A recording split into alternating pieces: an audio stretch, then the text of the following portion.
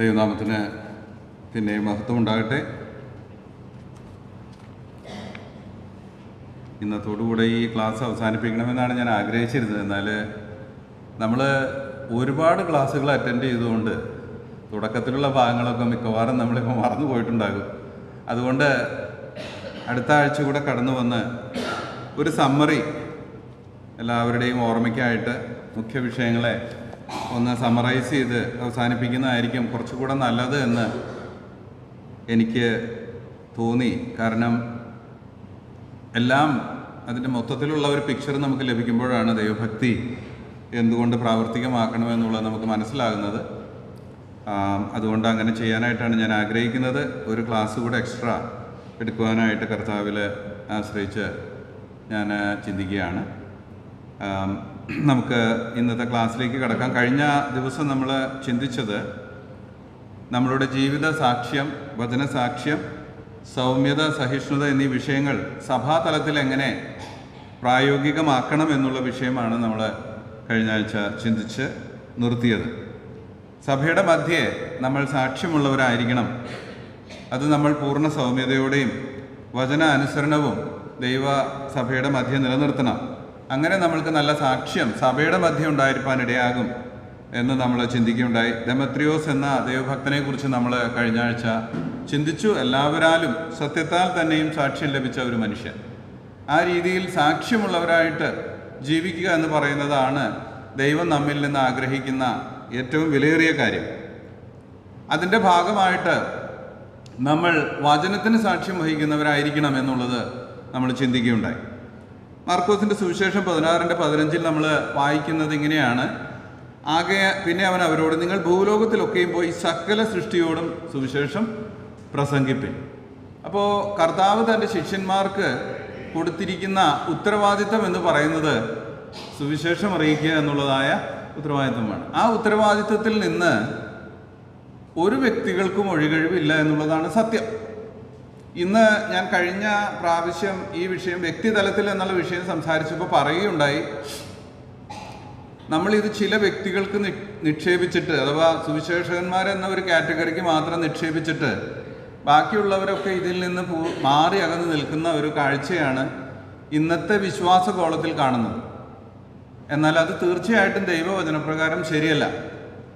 കാരണം ആദ്യകാല വിശ്വാസികളെ നാം എടുത്ത് പഠിച്ചാൽ അവിടെ സുവിശേഷകന്മാരെന്നോ അപ്പസ്തോലന്മാരെന്നോ അല്ലെങ്കിൽ അങ്ങനെ ചിലർക്ക് വേണ്ടി വെച്ചിരിക്കുന്ന ഒരു കാര്യമായിരുന്നില്ല ഇത്. എല്ലാ വിശ്വാസികളും കർത്താവിൻ്റെ സാക്ഷികൾ ആയിരുന്നു. അതാണ് കർത്താവിൻ്റെ വിളിയുടെ ഉദ്ദേശ്യം. ഇപ്പോൾ നമ്മുടെ ജീവിതത്തിൽ ഈ ഒരു മേഖലയിൽ സാരമായ ഒരു വ്യത്യാസം ദൈവസഭകൾക്ക് ഉണ്ടാകേണ്ടത് ആവശ്യമാണ്. അത് ആവശ്യമാണെന്ന് ഞാൻ പറയുമ്പോൾ അത് ദൈവത്തിൻ്റെ വിളിയുടെ ഉദ്ദേശ്യമാണ്. അത് നമ്മൾ നടത്തിയില്ല എങ്കിൽ ആ ഒരു മേഖലയിൽ നമ്മൾ വളർന്നില്ല എന്നാണ് അർത്ഥമാക്കേണ്ടത്. ഞാൻ ഈ വിഷയം ഇവിടെ വെച്ച് അവസാനിപ്പിക്കുകയാണ്. ദൈവസഭ ഇക്കാര്യത്തിൽ ആവശ്യമായിരിക്കുന്ന എല്ലാ ഇനീഷ്യേറ്റീവ്സും എടുത്ത് എല്ലാ ദൈവമക്കളും സുവിശേഷം മറ്റുള്ളവരോട് പങ്കുവെക്കുന്ന കാര്യത്തിൽ തൽപരരായി, കഴിഞ്ഞ ആഴ്ച പറയുകയുണ്ടായി, വർഷത്തിൽ ഒരാളോടെങ്കിലും സുവിശേഷം പറയാൻ നമ്മൾ ശ്രമിക്കുക. ഞാൻ ഒരു കാര്യം പറയാം, നമ്മുടെ അകത്ത മനുഷ്യന് ഏറ്റവും സന്തോഷിക്കുന്ന നിമിഷം ഏതാണെന്ന് ചോദിച്ചാൽ കർത്താവിനെ കുറിച്ച് മറ്റുള്ളവരോട് പറയുമ്പോഴാണ്. അതിനേക്കാളും വലിയ സന്തോഷമൊന്നും ഈ ലോകത്തിൽ നമ്മൾ ഒരു കാര്യത്തിലും ലഭിക്കുകയില്ല. മറ്റുള്ളവരുടെ മുമ്പാകെ കർത്താവിനെ കുറിച്ച് നാം പറയുവാൻ ധൈര്യപ്പെടുമ്പോൾ നമ്മുടെ ഉള്ളിലെ വ്യക്തി അത്യന്തം സന്തോഷിക്കും. ആ സന്തോഷം നമ്മൾ അനുഭവിച്ചവരായിട്ട് തന്നെ ഈ ഭൂമിയിൽ ജീവിക്കണം. അതാണ് ദൈവം നമ്മെക്കുറിച്ച് ആഗ്രഹിക്കുന്നത്. അതിൻ്റെ പേരിൽ അല്പം മറ്റുള്ളവരിൽ നിന്ന് അല്പം പരിഹാസമോ നിന്ദയോ ഒക്കെ അനുഭവിക്കേണ്ടി വന്നാലും അതൊന്നും വലിയ വിഷയം അല്ല. എന്താ? അപ്പോൾ നമ്മൾ കൂടുതൽ സന്തോഷമുള്ളവരായി തീരും. കർത്താവിൻ്റെ വചനത്തിൽ നമ്മൾ എങ്ങനെയാണ് വായിക്കുന്നത്? കർത്താവിൻ്റെ നാമത്തിന് വേണ്ടി കഷ്ടം സഹിക്കുവാൻ യോഗ്യരായി എണ്ണപ്പെടുകയാൽ അവർ സന്തോഷിച്ചുകൊണ്ട് പുറത്തേക്ക് പോയെന്നാണ് പറഞ്ഞു. അവർക്ക് സന്തോഷമായി കഷ്ടം സഹിച്ചപ്പോൾ. അതെന്താ അങ്ങനെ സന്തോഷം? നമുക്കതിന് വരം നൽകിയിട്ടുണ്ട്. കഷ്ടം സഹിപ്പാനും കൂടെ വരം നൽകിയിട്ടുണ്ട്. ആ വരം നമ്മളിൽ ക്രിയ ചെയ്യുമ്പോൾ നമുക്ക് വലിയ സന്തോഷമായിരിക്കും. കർത്താവിൻ്റെ നാമനിമിത്തം കഷ്ടം സഹിക്കുന്നത് ദൈവം നമ്മിൽ നിന്ന് ആഗ്രഹിക്കുന്നുണ്ട്. അപ്പോസ്തലപ്രവൃത്തി 4:31 നാം ഇങ്ങനെ വായിക്കുന്നു: ഇങ്ങനെ പ്രാർത്ഥിച്ചപ്പോൾ അവർ കൂടിയിരുന്ന സ്ഥലം കുലുങ്ങി എല്ലാവരും പരിശുദ്ധാത്മാവ്, ശ്രദ്ധിക്കുക പദം, എല്ലാവരും ചില കൂട്ടരല്ല, എല്ലാവരും പരിശുദ്ധാത്മാവ് നിറഞ്ഞവരായി ദൈവവചനം ധൈര്യത്തോടെ പ്രസംഗിച്ചു. ധൈര്യത്തോടെ എല്ലാവരും എല്ലാ ഭവനങ്ങളിലും കയറി ഇറങ്ങി വചനം ശുശ്രൂഷിക്കുക അവർ പറയുവാനായിട്ട് തുടങ്ങി. അങ്ങനെയാണ് നാം അവിടെ വായിക്കുന്നത്. മറ്റൊരു വാക്യം റോമർ 8:17, നാം മക്കളെങ്കിലോ അവകാശികളുമാകുന്നു. നമ്മൾ മക്കളാണ്, അവകാശികളുമാണ്. ദൈവത്തിൻ്റെ അവകാശികളും ക്രിസ്തുവിന് കൂട്ടവകാശികളും തന്നെ. എന്നിട്ടുള്ള വാക്യം, നാം അവനോടുകൂടെ തേജസ്കരിക്കപ്പെടേണ്ടതിന് അവനോടുകൂടെ കഷ്ടമനുഭവിച്ചാലത്രേ. നമ്മൾ അവകാശികളാണ്, ദൈവത്തിൽ നമ്മൾ അവകാശികളാണ്, ക്രിസ്തുവിനോടുകൂടെ കൂട്ടവകാശികളാണ്. ഇതൊക്കെ സത്യമാണ്. പക്ഷെ തേജസ് എന്ന വിഷയം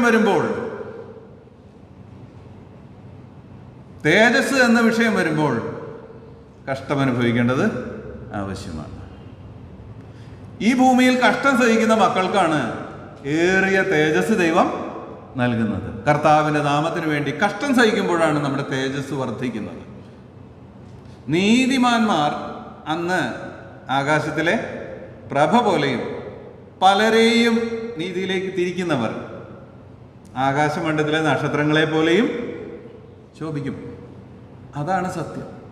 ഈ പ്രവൃത്തി നാം ചെയ്യുമ്പോഴാണ്, കർത്താവിൻ്റെ സാക്ഷ്യം നമ്മൾ വഹിക്കുമ്പോഴാണ്, മറ്റുള്ളവരോട് കർത്താവിനെ കുറിച്ച് പറയുമ്പോഴാണ് നമ്മുടെ തേജസ് വർദ്ധിക്കുക. കാരണം എന്താ? അതത്ര ഹൃദ്യമായിട്ടുള്ളൊരു കാര്യമൊന്നും അല്ല അനേകർക്കും. അതിൻ്റെ പേരിൽ ചില വിടക്കുകൾ നമ്മൾക്ക് കേൾക്കേണ്ടി വരും, ചില വാക്കുകൾ തൃപ്തികരമല്ലാത്തത് കേൾക്കേണ്ടി വരും. കഴിഞ്ഞ ദിവസം ഞങ്ങളുടെ എതിരെ വസിക്കുന്ന പ്രായം ചെന്ന ഒരു പ്രിയപ്പെട്ടവളുണ്ട്. ഞങ്ങൾ തനിക്ക് വേണ്ടി പ്രാർത്ഥിച്ചുകൊണ്ടിരിക്കുകയാണ്. തന്നോട് വചനം സംസാരിക്കുവാനായിട്ട് ഒരു അവസരം കിട്ടുവാൻ. ഭയങ്കര റഫ് ആൻഡ് ടഫാണ്. അവിടെ പെന്റക്കോസ്റ്റുകാരനായ ഒരു സഹോദരൻ കടന്നു വന്ന് സുവിശേഷം അറിയിക്കുന്നുണ്ട് എല്ലാ ആഴ്ചയും. അപ്പോൾ അദ്ദേഹം അവിടെ പോയിട്ട് സുവിശേഷം പറയാൻ ശ്രമിച്ചപ്പോൾ അവരുടെ റെസ്പോൺസ് കേട്ടിട്ട് വാസ്തവത്തിൽ ഞാൻ ഞെട്ടിപ്പോയി. കൊണ്ടുപോടാ നീ നിന്റെ യേശുവിനെയും. ഇതാണ് പറഞ്ഞ വാക്ക്, കൊണ്ടുപോടാ നീ നിന്റെ യേശുവിനെയും. ഈ പറഞ്ഞ മനുഷ്യൻ ചെറുപ്പക്കാരനൊന്നുമല്ല കേട്ടോ, 55 വയസ്സുണ്ട് ഈ പറഞ്ഞ സ്നേഹിതൻ. ഈ പറഞ്ഞ അമ്മച്ചിക്ക് ഏകദേശം 77 വയസ്സുണ്ട്. ഇപ്പോഴും അവരുടെ വാക്കുകളുടെ കാഠിന്യം എത്ര ഗംഭീരമാണെന്ന് നോക്കിയാൽ മതി. കൊണ്ടുപോടാ നിന്റെ യേശുവിനെ, ഇതാണ് അവരുടെ വാക്ക്. കേൾക്കാൻ വല്ല സന്തോഷമുണ്ടോ? ആ സഹോദരൻ എൻ്റെ അടുത്ത് വന്നപ്പോൾ ഈ കാര്യം പറഞ്ഞു, സഹോദര സാരമില്ല, ഇതൊക്കെ നമുക്ക് കേൾക്കാനുള്ളത് തന്നെയല്ലേ എന്ന് തന്നെ ഞാൻ ആശ്വസിപ്പിച്ചു, തന്നെ ധൈര്യപ്പെടുത്തി. ഇങ്ങനെയുള്ള വാക്കുകളൊക്കെ കേൾക്കും. പക്ഷേ അതാണ് നമ്മുടെ തേജസ്സായിട്ട് തീരുക. അതാണ് നമ്മുടെ ഗ്ലോറി. അതാണ് നമ്മെ ആകാശത്തിലെ നക്ഷത്രങ്ങളെ പോലെ ശോഭിക്കുമാറാക്കുന്നത്. അടങ്ങിയിരിക്കുന്നവർക്കുള്ളതല്ല അത്. കർത്താവിന് വേണ്ടി കഷ്ടം സഹിക്കുന്നവർക്കാണ് ആ ശോഭ വർദ്ധിക്കുക. അത് നമ്മൾ മനസ്സിലാക്കിക്കൊണ്ട് വേണം ക്രിസ്തീയ ജീവിതം നയിക്കുവാനായിട്ട്. വചനത്തിന് സാക്ഷ്യം വഹിക്കേണ്ടത് എല്ലാ വിശ്വാസികളുടെയും ഉത്തരവാദിത്തം ആണ്. ഇക്കാര്യത്തിൽ ഒരു വീഴ്ചയും പ്രിയപ്പെട്ടവരെ നമുക്ക് വരാനായിട്ട് പാടില്ല. ഭക്തന്മാരായിട്ട് നാം ജീവിക്കുന്നുവെങ്കിൽ കർത്താവിന് വേണ്ടി കഷ്ടം സഹിക്കുന്നത് ഒരു ഓഹരിയായിട്ട് നാം എടുക്കേണ്ടത് ആണ്. അവനോടുകൂടെ തേജസ്കരിക്കപ്പെടണമെങ്കിൽ കഷ്ടം അനുഭവിച്ചാലത്രേ. 1 പത്രോസ് 4:19 നമ്മൾ ഇങ്ങനെ വായിക്കുന്നു, അതുകൊണ്ട് ദൈവേഷ്ടപ്രകാരം കഷ്ടം സഹിക്കുന്നവർ നന്മ ചെയ്തുകൊണ്ട് തങ്ങളുടെ പ്രാണനെ വിശ്വസ്തനായ സ്രഷ്ടാവിങ്കൽ ഭാരമേൽപ്പിക്കട്ടെ. ഇപ്പൊ കഷ്ടം സഹിക്കുമ്പോൾ നമ്മൾ ചെയ്യേണ്ടത് നമ്മുടെ ജീവനെ കർത്താവിങ്കിലേക്ക് ഭാരമേൽപ്പിക്കണം.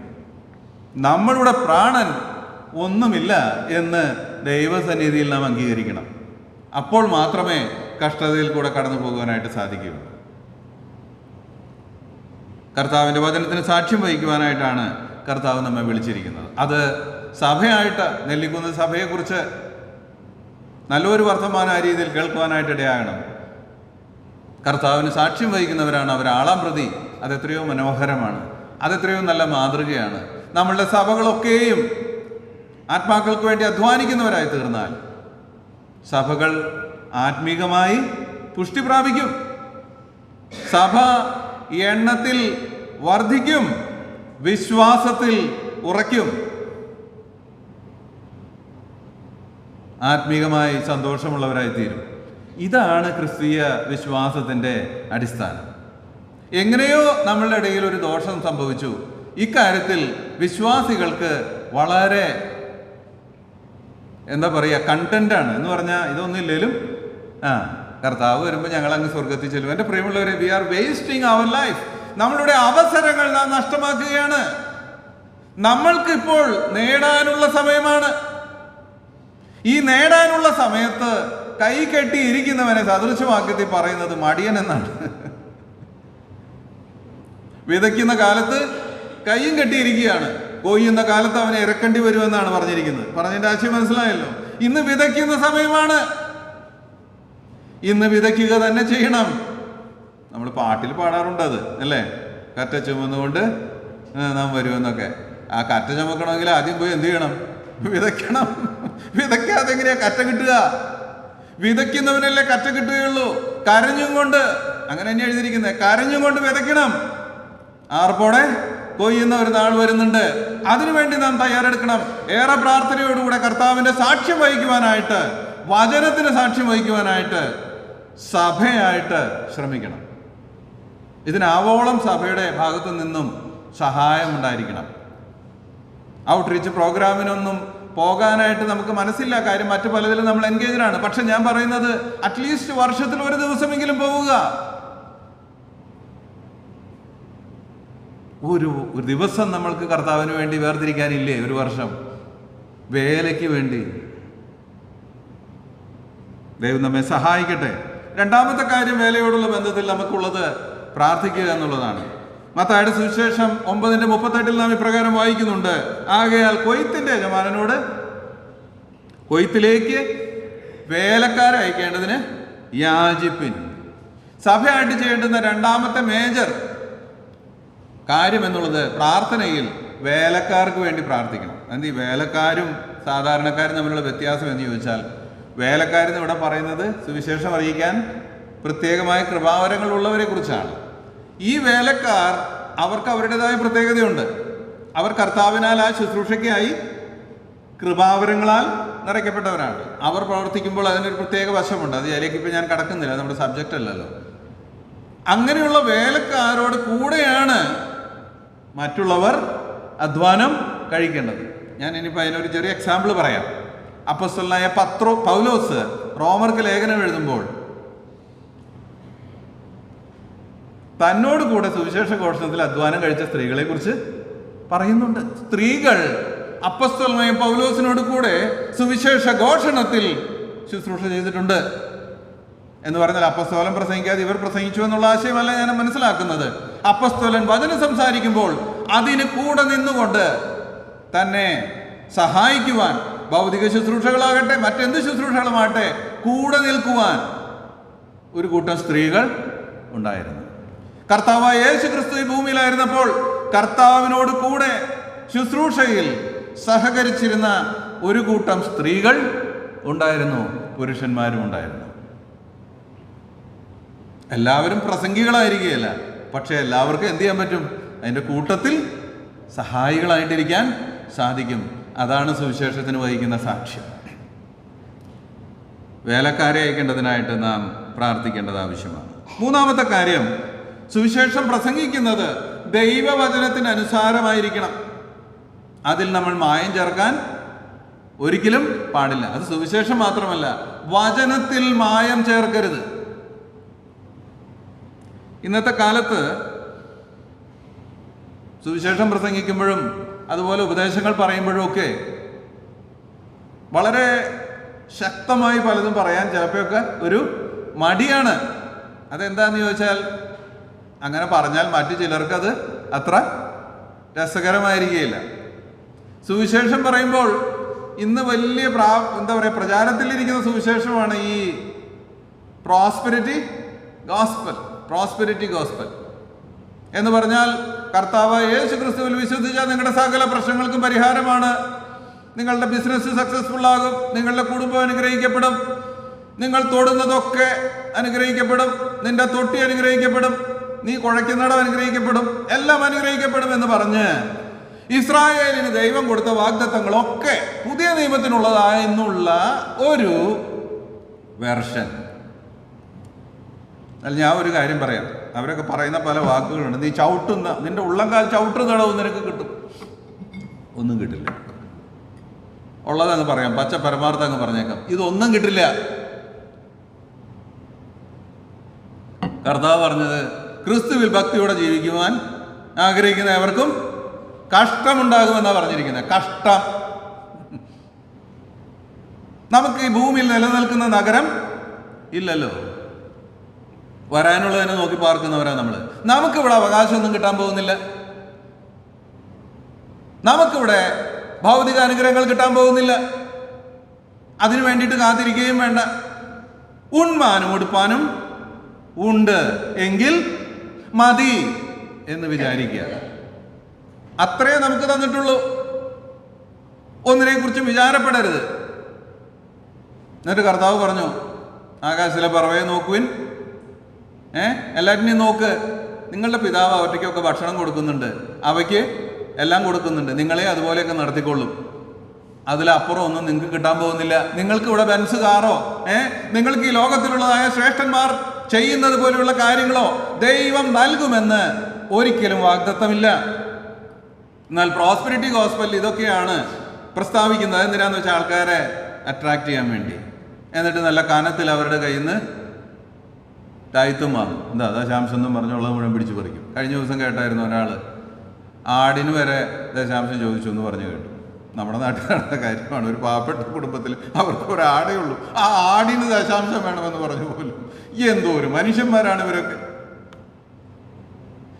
ഇതാണ് പ്രോസ്പെരിറ്റി ഗോസ്പൽ എന്ന് പറയുന്നതായ വഞ്ചന. ഭൗതികമായ നന്മകളുടെ പിറകിൽ കണ്ണുവെച്ച് ആത്മീകമായത് ഭൗതികമായ നന്മകൾക്ക് വേണ്ടി വഴികാട്ടിയാക്കുന്ന ദുരാലോചന എന്ന് വേണം അതിനെ വിളിക്കുവാൻ. ദൈവത്തിന്റെ വചനത്തിൽ പറഞ്ഞിരിക്കുന്നു, അവർ ദൈവഭക്തി ആദായ സൂത്രം എന്ന് വിചാരിക്കുന്നു. എൻ്റെ പ്രിയമുള്ളവരെ, ഇതുപോലെ വചനത്തെ കൂട്ടിക്കളയരുത്. നമുക്കിവിടെ ലഭിക്കാൻ പോകുന്നത്, ഭക്തിയോടെ ജീവിക്കുവാൻ നമ്മൾ തുനിഞ്ഞാൽ നമുക്ക് ലഭിക്കാൻ പോകുന്നത് കഷ്ടതയായിരിക്കും. ബൈബിൾ അങ്ങനെ പറഞ്ഞിരിക്കുന്നത്. നമ്മുടെ കർത്താവായ യേശു ക്രിസ്തു ഏറ്റവും ഭക്തനായിരുന്നു, പക്ഷേ കഷ്ടതയ്ക്ക് ഒരു കുറവും ഉണ്ടായിരുന്നില്ല. അപ്പോസ്തലനായ പൗലോസ് വളരെ ഭക്തനായിരുന്നു, തൻ്റെ കഷ്ടതയ്ക്ക് ഒരു കുറവും ഉണ്ടായിരുന്നില്ല. അപ്പോസ്തലന്മാരൊക്കെയും കഷ്ടതയ്ക്ക് ഒരു കുറവുമില്ലാത്തവരായിരുന്നു. അവരൊക്കെ കർത്താവിന് വേണ്ടി ധീര രക്തസാക്ഷികളായി തീരുകയായിരുന്നു. അതിൽ നിന്നും വലുതൊന്നും നമ്മൾ പ്രതീക്ഷിക്കേണ്ട ആവശ്യമൊന്നും ഇല്ല. നമ്മുടെ ലക്ഷ്യം ഭൗതികമായ കാര്യങ്ങളിലാകാതിരിക്കട്ടെ, മറിച്ച് ആത്മീയ കാര്യങ്ങളിലായിരിക്കട്ടെ. നിലനിൽക്കുന്നതിലേക്ക്, സ്വർഗത്തിൽ നിക്ഷേപം സ്വരൂപിക്കുന്നതിലേക്ക്, അവിടെ നമ്മുടെ നിക്ഷേപവും ഹൃദയവും ഇരിക്കുവാൻ തക്കവണ്ണം നമ്മൾ നമ്മെ തന്നെ ശരിയായി ഓറിയന്റ് ചെയ്യുന്നുവെങ്കിൽ അവൻ ദൈവസന്നിധിയിൽ വരുമ്പോൾ തേജസ്സുള്ളവനായി വിളങ്ങുവാൻ ഇടവരും. വചനത്തെ കൂട്ടിക്കളയരുത്. വചനത്തിൽ മായം ചേർക്കരുത്. മറ്റു ചിലരുണ്ട്, എങ്ങനെയൊക്കെ ജീവിച്ചാലും ദൈവം നമ്മെ അറിയുന്നുണ്ടല്ലോ, നമ്മുടെ ഹൃദയം ദൈവം അറിയുന്നുണ്ട് എന്നൊക്കെ പറഞ്ഞ പോളിഷ്. ഞാൻ പറയാം, എങ്ങനെയൊക്കെ ജീവിക്കേണ്ടതല്ല ക്രിസ്തീയ ജീവിതം. ക്രിസ്തീയ ജീവിതം ദൈവവചനത്തിന് അനുസാരമായി ക്രമപ്പെടുത്തേണ്ടതാണ്. ക്രിസ്തുവിന്റെ ആത്മാവിനെ ദൈവം നമുക്ക് തന്നത് ക്രിസ്തുവിനെ പോലെ ജീവിക്കുവാനാണ്, തോന്നിയ പോലെ ജീവിക്കുവാനല്ല. ഭക്തിയോടെ ജീവിക്കുക എന്നുള്ളതാണ് ദൈവത്തിന് നമ്മെക്കുറിച്ചുള്ള ഉദ്ദേശ്യം. നമ്മുടെ വിളി അതിനു വേണ്ടിയാണ്, എങ്ങനെയെങ്കിലുമൊക്കെ ജീവിക്കാൻ വേണ്ടിയിട്ടല്ല. വചനത്തെ കൂട്ടിക്കളയരുത്, വചനത്തിൽ മായം ചേർക്കരുത്. അപ്പോസ്തലനായ പൗലോസ് എഴുതുമ്പോൾ നാം ഇങ്ങനെ വായിക്കുന്നു, എന്നാൽ ഞങ്ങൾ നിങ്ങളോട് അറിയിച്ചതിന് വിപരീതമായി ഞാനാകട്ടെ, സ്വർഗത്തിൽ നിന്നൊരു ദൂതനാകട്ടെ, നിങ്ങളോട് സുവിശേഷം അറിയിച്ചാൽ അവൻ ശപിക്കപ്പെട്ടവൻ. അനാത്തിമ എന്ന പദം വളരെ കുറച്ച് ഭാഗങ്ങളിലേ ഉപയോഗിച്ചിട്ടുള്ളൂ ബൈബിളിൽ, പുതിയ നിയമത്തിൽ. അതിൽ ഒരു സ്ഥലം ഈ ഭാഗമാണ്. പിന്നെ ഒന്ന് കർത്താവിനെ സ്നേഹിക്കാത്ത ഏവനും ശപിക്കപ്പെട്ടവൻ. ഇവിടെ 2 പ്രാവശ്യം ഉപയോഗിച്ചിട്ടുണ്ട്. ഞാൻ മുമ്പ് പറഞ്ഞതുപോലെ ഞാൻ ഇപ്പോൾ പിന്നെയും പറയുന്നു, നിങ്ങൾ കൈക്കൊണ്ട സുവിശേഷത്തിന് വിപരീതമായി ആരെങ്കിലും നിങ്ങളോട് സുവിശേഷം അറിയിച്ചാൽ അവൻ ശപിക്കപ്പെട്ടവൻ. അനാത്തിമ, ശാപഗ്രസ്തനാണ്. എൻ്റെ പ്രിയമുള്ളവരെ, ഇത് ഭയപ്പെടേണ്ട ഒരു വാക്കാണ്. ദൈവത്തിൻ്റെ വചനം പറഞ്ഞിരിക്കുന്നത് മാനസാന്തരപ്പെടുവിൻ, വീണ്ടും ജനിക്കുവിൻ, യേശുവിനെ കർത്താവായി സ്വീകരിക്കുവിൻ. ഇതാണ് സുവിശേഷം. അല്ലാണ്ട് നിങ്ങളുടെ എല്ലാ പ്രശ്നങ്ങൾക്കും പരിഹാരമാണ്, നോ. നിങ്ങൾ എന്തൊക്കെ ആഗ്രഹിച്ചിരിക്കുന്നതെന്നുള്ളതൊക്കെ കർത്താവ് നടത്തി തരുമെന്നൊന്നും അഷ്വർ ചെയ്യാൻ സുവിശേഷത്തിന് കഴിയുകയില്ല. ദൈവഹിത പ്രകാരം നീ ജീവിക്കുവാൻ തുനിയുന്നുവെങ്കിൽ നിന്റെ ആവശ്യങ്ങളൊക്കെ ദൈവം നടത്തി തരും. ദൈവഹിതത്തിന് വിപരീതമായി നിന്റെ ഭോഗത്തിൽ ചെലവിടാൻ നീ വല്ലാതെ യാചിച്ചാൽ കിട്ടില്ല എന്ന് തന്നെയാണ് ബൈബിള് പറഞ്ഞിരിക്കുന്നത്. നീ വല്ലാതെ യാചിക്കൊണ്ട് നിങ്ങൾക്കൊന്നും കിട്ടുന്നില്ല. യാക്കോബിന്റെ ലേഖനത്തിലാണ് നമ്മൾ വായിക്കുന്നത്. വചനത്തെ കൂട്ടിക്കളയരുത്. കർത്താവിൻ്റെ വചനത്തിന് സാക്ഷ്യം വഹിക്കുമ്പോൾ സത്യസന്ധരായിരിക്കേണ്ടത് ആവശ്യമാണ്. മാത്രമല്ല, സുവിശേഷം അറിയിക്കുമ്പോൾ ചെയ്യേണ്ട മറ്റൊരു കാര്യം, സഭയായിട്ട് ചെയ്യുന്ന കാര്യത്തെക്കുറിച്ചാണ് ഞാൻ പറയുന്നത്. സുവിശേഷം അറിഞ്ഞിട്ടില്ലാത്ത ഇടങ്ങളിൽ സുവിശേഷം അറിയിക്കുന്നതാണ് മാതൃകാപരം.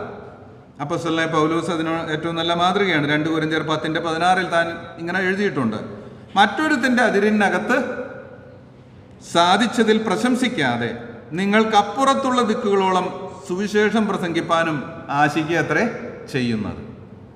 ഈ വലയിൽ കയറി വീശ എന്ന് പറയുന്ന ടീമുകളുണ്ട്. ഞാനത് നിങ്ങൾക്കറിയാം. ഈ വലയിൽ കയറി വീശ എന്ന് പറഞ്ഞാൽ വല്ലവനും വല വീശി അതിൽ കിട്ടിക്കഴിയുമ്പോൾ അതിനകത്ത് കയറി വീശാൻ നടക്കുന്നവർ. പറഞ്ഞ മനസ്സിലായല്ലോ.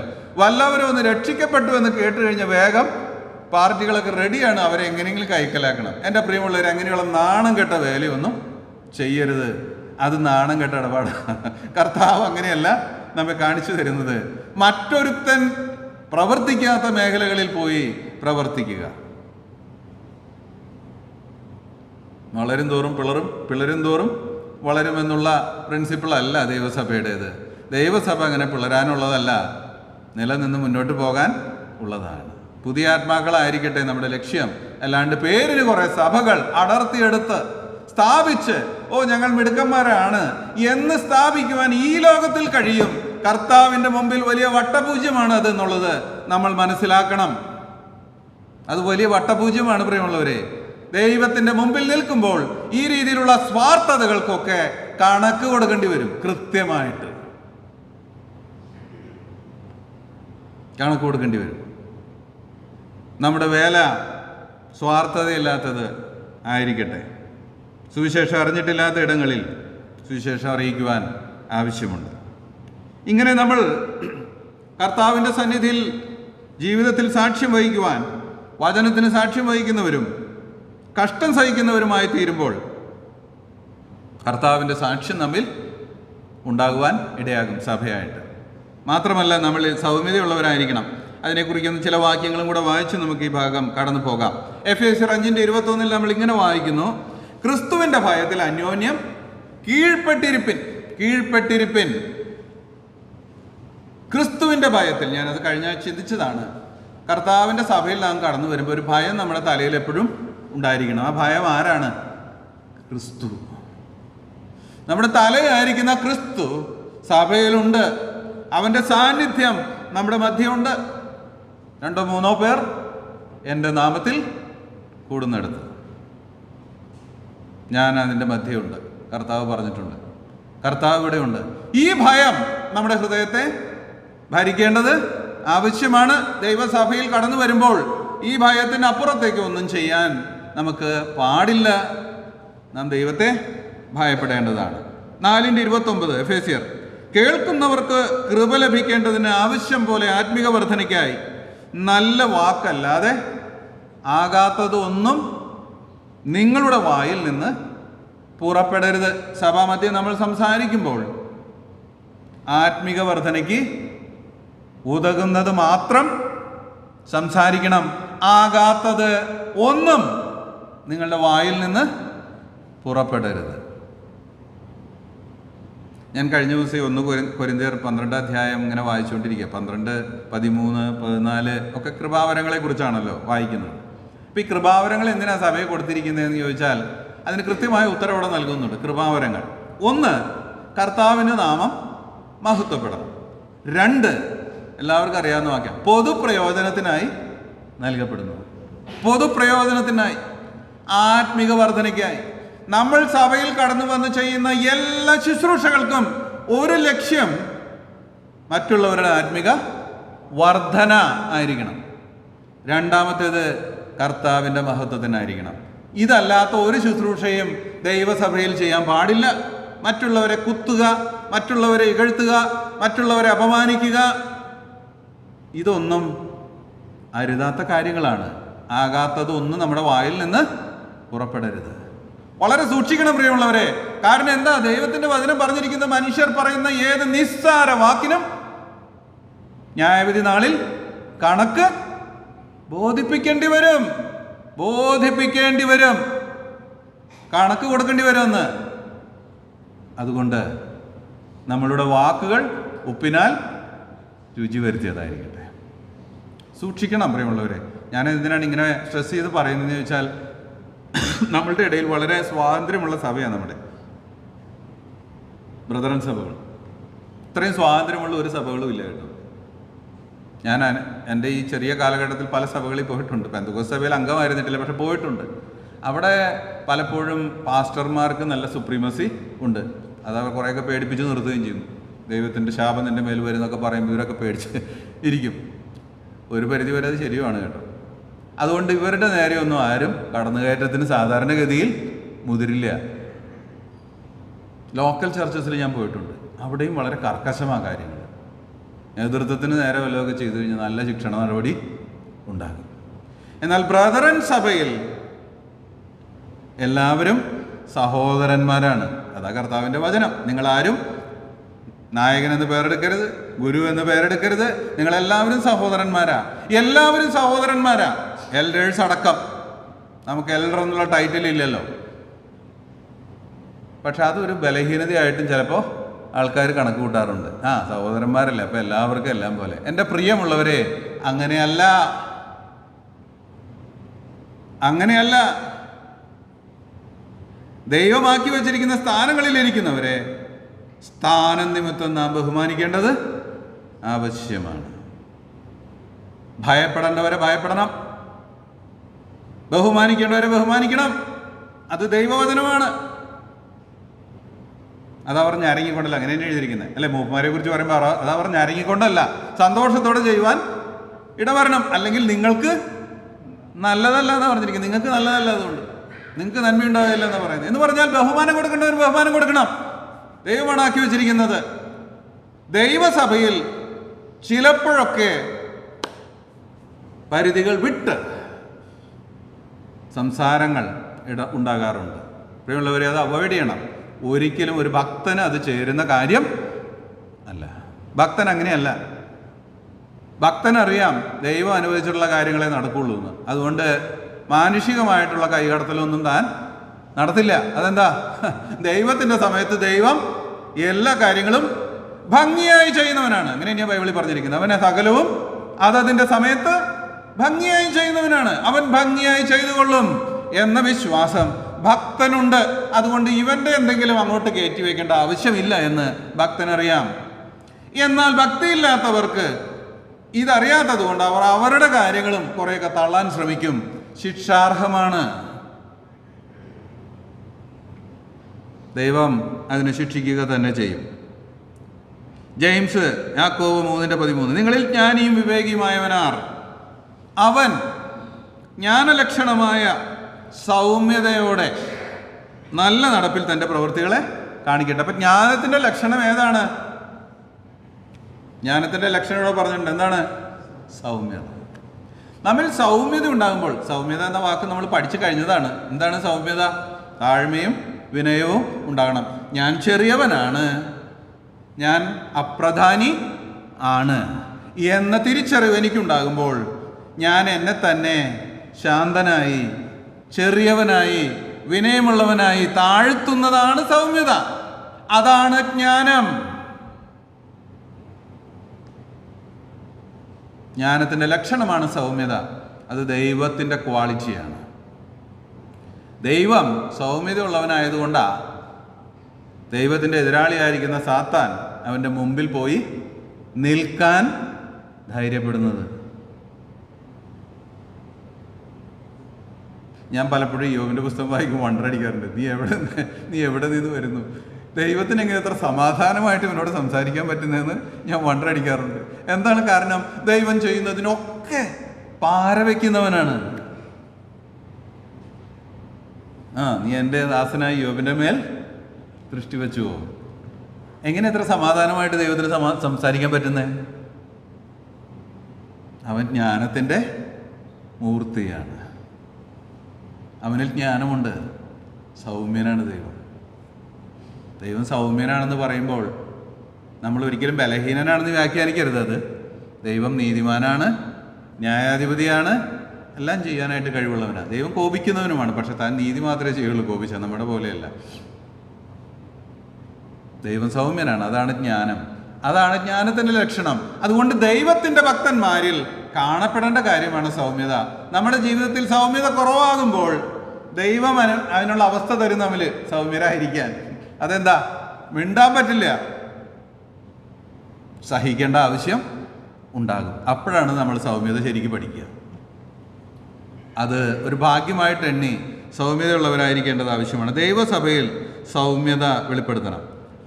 ഗലാത്യർ 6:1 സഹോദരന്മാരെ, ഒരു മനുഷ്യൻ വല്ല തെറ്റിൽ അകപ്പെട്ടു പോയെങ്കിൽ ആത്മികരായ നിങ്ങൾ അങ്ങനെയുള്ളവനെ സൗമ്യതയുടെ ആത്മാവിൽ യഥാസ്ഥാനപ്പെടുത്തുവിൻ.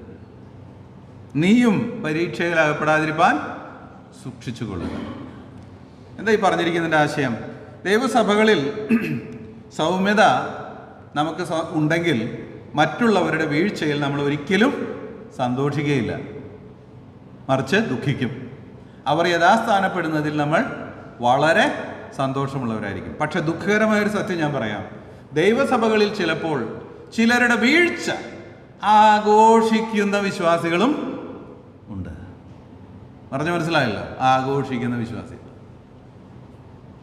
പൈശാചികമാണ് ആ സ്വഭാവം. അത് ദൈവത്തിൻ്റെതല്ല, അത് പിശാചിൻ്റെതാണ്. സ്നേഹം പാപങ്ങളുടെ ബഹുത്വത്തെ മറയ്ക്കും. ഒരുത്തൻ തെറ്റിപ്പോയെങ്കിൽ അവൻ തിരിച്ചു വരുവോളം ദുഃഖിക്കുന്ന മനസ്സാണ് ഒരു ഭക്തന്റെ മനസ്സ്. നിങ്ങൾ ഈ യെരമ്യാവിൻ്റെ പ്രവചന പുസ്തകം വായിച്ചിട്ടുണ്ടെങ്കിൽ, പ്രത്യേകിച്ച് വിലാപം വായിച്ചിട്ടുണ്ടെങ്കിൽ നിങ്ങൾക്കത് മനസ്സിലാവും. ഈ യെരമ്യാവിനെ അപമാനിച്ചിട്ടുള്ളതുപോലെ വേറെ ഒരു പ്രവാചകനെയും അപമാനിച്ചിട്ടുണ്ടെന്ന് ഞാൻ വിശ്വസിക്കുന്നില്ല. കാര്യം കണ്ണീരിൻ്റെ പ്രവാചകനാണ് യെരമ്യാവെന്ന് പറയുന്നതിൻ്റെ മുഖ്യ കാരണം ഇവരുടെ സ്വഭാവമാണ്. കിണറ്റിൽ തള്ളിയിടുക, പറഞ്ഞാൽ കേൾക്കാതിരിക്കുക, എന്ത് ചെയ്താലും എതിരാണ് നിൽക്കുക. എന്നാൽ ഈ വിലാപം എഴുതിയിരിക്കുന്ന നമ്മൾ വായിക്കുമ്പോൾ ഇതൊന്നും സംഭവിക്കാത്ത പോലെ യെരമ്യാവ് എഴുതുന്നത്. അയ്യോ, ജനസമ്പൂർണയായ നഗരം ഏകാന്തയായി തീർന്ന് എങ്ങനെ? കുട്ടികൾ തലയ്ക്കൽ വീണ് കിടക്കുന്നു. അമ്മമാർ അപ്പം ചോദിക്കുമ്പോൾ അവർക്കൊന്നും കൊടുക്കാനില്ല. എന്താ അതിൻ്റെ പിറകിലുള്ള കാരണം? Pure godly love. വേറെ ഒന്നും അതിൻ്റെ പിറകിലില്ല. യെരമ്യാവിനോട് അവർ ചെയ്തത് ഓർക്കുകയാണെങ്കിൽ നിങ്ങൾക്ക് നന്നായുള്ളൂ എന്നാ പറയേണ്ടത്. പക്ഷെ അങ്ങനെയല്ല യെരമ്യാവ് പറയുന്നത്. അയ്യോ, എൻ്റെ കണ്ണ് ജലധാരയായി തീരട്ടെ, എൻ്റെ തല വെള്ളമായി തീരട്ടെ, ഞാൻ കരയട്ടെ. എന്താ കാരണം? ഇസ്രായേൽ തകർന്നു പോയിരിക്കുന്നു. എൻ്റെ പ്രിയമുള്ളവരെ, അതാണ് ദൈവസ്നേഹം. എന്നാൽ ചിലരുടെ വീഴ്ചയിൽ ആഘോഷം കണ്ടെത്തുന്നവരല്ല. ചിലർ വീഴുമ്പോൾ കരക്കമ്പികൾ പരത്തുന്നതല്ല ദൈവസ്നേഹം. ഒരാൾ വീഴുമ്പോൾ നീ തന്നെയാണ് വീണത് എന്ന് മനസ്സിലാക്കുന്നതാണ് യാഥാർത്ഥ്യം. സഭയിൽ ഒരാൾ തെറ്റിപ്പോകുമ്പോൾ സഭയാണ് തെറ്റിപ്പോകുന്നത്. സഭയിൽ ഒരാൾ അശുദ്ധിയിൽപ്പെടുമ്പോൾ നീയും അശുദ്ധനായി ദൈവത്തിന്റെ മുൻപാകെ തീരുകയാണ്. ഒരാൾ തെറ്റിപ്പോകുമ്പോൾ സഭ തെറ്റിപ്പോവുകയാണ്. പ്രിയമുള്ളവരെ, ഈ തിരിച്ചറിവ് നിനക്കുണ്ടാകുമ്പോൾ നീയും വേദനിക്കാൻ തുടങ്ങും, നീയും കരയാൻ തുടങ്ങും. നിന്റെ കുടുംബത്തിൽ നിന്റെ മക്കൾ തെറ്റിപ്പോകുമ്പോൾ നീ ആഘോഷിക്കാറുണ്ടോ? ഒരിക്കലും ചെയ്യില്ല. അതെന്താ? അതെൻ്റെ മക്കളാണ്, ഇത് ദൈവത്തിൻ്റെ മക്കളാണ്, നമ്മൾ ദൈവഭവനത്തിലെ അംഗങ്ങളാണ്. എൻ്റെ പ്രിയമുള്ളവരെ, ആത്മീകരായ നിങ്ങൾ സൗമ്യതയുടെ ആത്മാവിൽ അവനെ യഥാസ്ഥാനപ്പെടുത്തുവിൻ. എന്നിട്ട് പറയാണ്, നീയും വീഴാതെ സൂക്ഷിച്ചോളൂ. അതെന്താ അങ്ങനെ പറഞ്ഞ അവിടെ?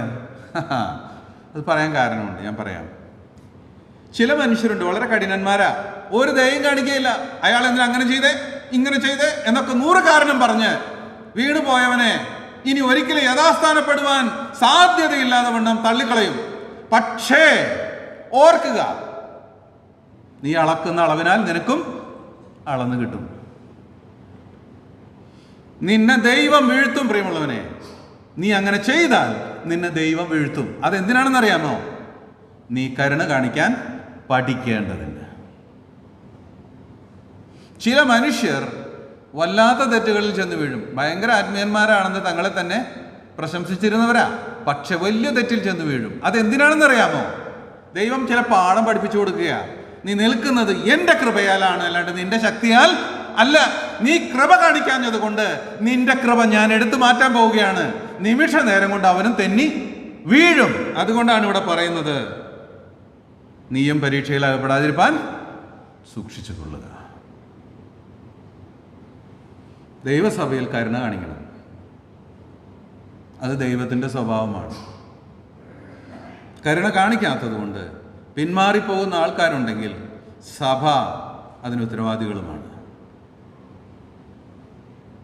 ദൈവം നമ്മിൽ നിന്ന് ആഗ്രഹിക്കുന്നത് കരുണ കാണിക്കാനാണ്, സ്നേഹം കാണിക്കാനാണ്, മനസ്സലിവ് കാണിക്കാനാണ്, ദയ കാണിക്കാനാണ്, ദൈവത്തെ പോലെ ദീർഘമായി ക്ഷമിക്കുവാനാണ്. ദൈവം ദീർഘമായി ക്ഷമിച്ചില്ലായിരുന്നെങ്കിൽ നമ്മളൊന്നിങ്ങനെ ഇരിക്കില്ലല്ലോ പ്രിയമുള്ളവരെ. ദൈവത്തിൻ്റെ ദീർഘക്ഷമ നമ്മൾ അനുഭവിച്ചിട്ട് അത് മറ്റുള്ളവർക്ക് കൊടുക്കുന്നതിന് എന്തിനാ പിശുക്കുന്നത്? ധാരാളമായിട്ട് അങ്ങ് കൊടുക്കുക. ദൈവസഭകളിൽ ഇക്കാര്യങ്ങൾ സൂക്ഷിക്കേണ്ടത് ആവശ്യമാണ്. ഇവിടെ ഇങ്ങനെയൊക്കെ ഉണ്ടെന്ന് നല്ലതായിട്ട് ഞാൻ പറയുന്നത്. എനിക്ക് നിങ്ങളെക്കുറിച്ചൊന്നും അറിയില്ല. സത്യത്തിൽ ഞാൻ പറയുകയാണ്, ഇങ്ങനെയൊക്കെ നടക്കാറുണ്ട്. ഒരാൾ വീഴാൻ നോക്കി നിൽക്കും. പ്രത്യേകിച്ച് വേലക്കാരുടെ ഇടയിൽ ഇത് വലിയ രൂക്ഷമായ പ്രശ്നമാണ്. എനിക്കറിയാം, ഇല്ലാത്തത് പോലും കെട്ടിച്ചമയ്ക്കും. ഒട്ടനവധി അനുഭവങ്ങൾ ഞാൻ കേട്ടിട്ടുണ്ട്, സംഭവിച്ചിട്ടുള്ളത്. ഇല്ലാത്തതൊക്കെ എന്തിനാണെന്നറിയാമോ? അസൂയ. എന്താ അസൂയ? ഈ പറഞ്ഞ ടീമുകൾ കുറെ കാലം അധ്വാനിച്ചിട്ട് ഒരു ആത്മാവിനെയും കിട്ടിയില്ല. ദൈവം ഇദ്ദേഹത്തിന് കുറച്ച് ആത്മാക്കളെ കൊടുത്തപ്പോൾ കടുത്ത അസൂയ. അതുകൊണ്ട് ഇല്ലാത്തത് മുഴുവൻ കെട്ടിവെക്കുകയാണ് അദ്ദേഹത്തിന്റെ മേത്ത്. പേപ്പറുകൾ പ്രസിദ്ധീകരണം, ആ ന്യൂസ്, ഈ ന്യൂസ്. നാണമില്ല എങ്ങനെ ചെയ്യുവാൻ? നീ ദൈവത്തിന്റെ മുമ്പാകെ നിൽക്കേണ്ടതല്ലേ? ദൈവം നിന്നെ ന്യായം വിധിക്കുന്ന നാളിൽ നീ എന്ത് ചെയ്യും? ദൈവസ്നേഹത്തിന്റെ അഭാവമാണ് അതിൻ്റെ പിറകിലുള്ളത്. സ്നേഹം പാപങ്ങളുടെ ബഹുത്വത്തെ മറയ്ക്കുകയേ ഉള്ളൂ, അത് തുറന്നു കാണിക്കുകയില്ല. ദീർഘക്ഷമ കാണിക്കണം, ദയ കാണിക്കണം, മനസ്സലിവ് കാണിക്കണം. നമ്മളും ഇതൊക്കെ അനുഭവിച്ചവരല്ലേ, അനുഭവിക്കുന്നവരല്ലേ.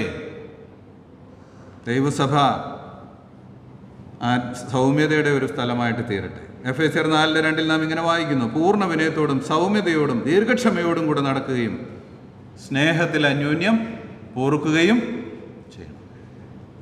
ഇതാണ് ദൈവം നമ്മിൽ നിന്ന് ആഗ്രഹിക്കുന്നത്. ദൈവഭക്തന്മാർ അങ്ങനെയാണ്. ദാനിയേൽ ഭക്തനായ മനുഷ്യനായിരുന്നു. പക്ഷെ ഭക്തനായ ദാനിയേൽ തൻ്റെ ജനമായ ഇസ്രായേലിന് വേണ്ടി മധ്യസ്ഥം ചെയ്യുവാനായിട്ട് ഇരിക്കുമ്പോൾ താൻ പ്രാർത്ഥിക്കുന്നത് നിങ്ങളെടുത്ത് വായിക്കണം. ആ ഭാഗം, ഞങ്ങളും ഞങ്ങളുടെ പിതാക്കന്മാരും നിന്നോട് പാപം ചെയ്തു. ദാനിയേൽ എന്ത് പാപം ചെയ്തെന്നാ? ഒന്നും ചെയ്തിട്ടില്ല. പരിശുദ്ധനായിട്ട് ജീവിക്കുന്ന മനുഷ്യനാണ്, ദൈവഭക്തൻ. പക്ഷെ അവൻ പറയുകയാണ്, ഞാനും ഞങ്ങളുടെ പിതാക്കന്മാരും നിന്നോട് പാപം ചെയ്തു യഹോവേ. നെഹമ്യാവ് പറയുന്നത് ഇത് തന്നെയാണ്, ഞങ്ങൾ നിന്നോട് പാപം ചെയ്തു.